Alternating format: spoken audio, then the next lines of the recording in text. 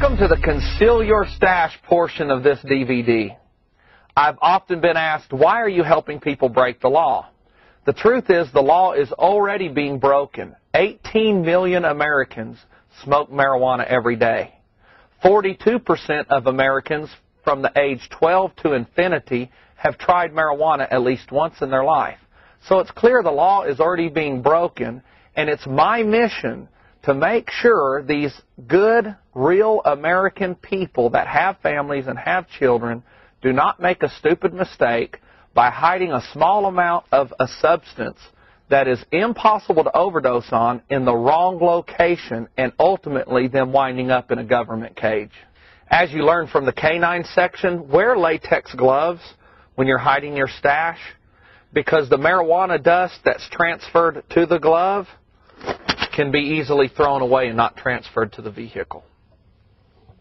Never ever conceal your stash on the exterior of the vehicle, such as the gas cap compartment or the bumper. A narcotic detector dog can smell your stash really easy if you hide it in these locations. Never ever conceal your stash in plain sight, such as the console. A police officer can spot that from the driver's window very easily. Then he has probable cause to search your car. You wouldn't believe the people I arrested that had joints laying in their ashtray. Never ever hide your stash in easy-to-find locations such as the glove box. When you're digging around in the glove box for your insurance card, an officer can spot plain sight stashes. And never ever conceal your stash in a small overnight bag like this.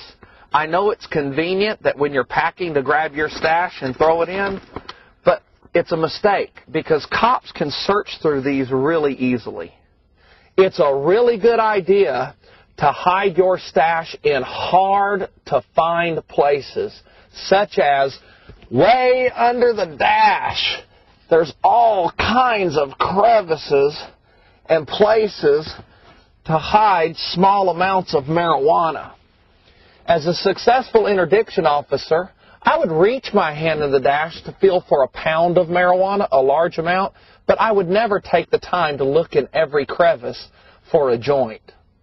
Remember, if it takes 15 minutes for you to hide your stash, it's going to take an officer at least an hour to find it, and that 15 minutes could quite possibly save you years in jail. Another good tip is to hide your stash toward the interior middle of the vehicle instead of close to the exterior. If we hide our stash close to the exterior, it's easier for a canine to detect this from outside the vehicle. Another really good idea is to conceal your stash as high as you can get it, such as the crevices and headliners of vehicles. It's hard for a narcotic detector dog to sniff up high. Another great place to conceal your stash is in your hand. I had an informant tell me that he never carried more than he could eat. He knew there was no way to overdose on marijuana, and if the red and blues lit him up in the back, he would simply swallow it. And remember, it's not illegal to smell like marijuana. It's illegal to possess marijuana. I learned another clever way to conceal your stash. When searching through vehicles, I would notice a small trap door cut in the floorboard. It didn't hurt the value of the vehicle, and the suspect would simply drop his stash through the trap door, and if I saw it, it looked like road debris. Get to know your vehicle. Every vehicle is unique in certain compartments that it contains. For instance, this vehicle contains a console that with some force can be lifted out, and there's all kinds of neat little crevices in there to tuck a joint.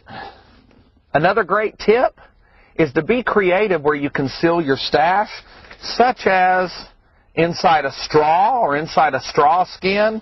Throw it in the bag. The point is to be creative. And remember, I never ever arrested anybody for marijuana brownies or marijuana cookies. That is an excellent, safe way to travel with your stash.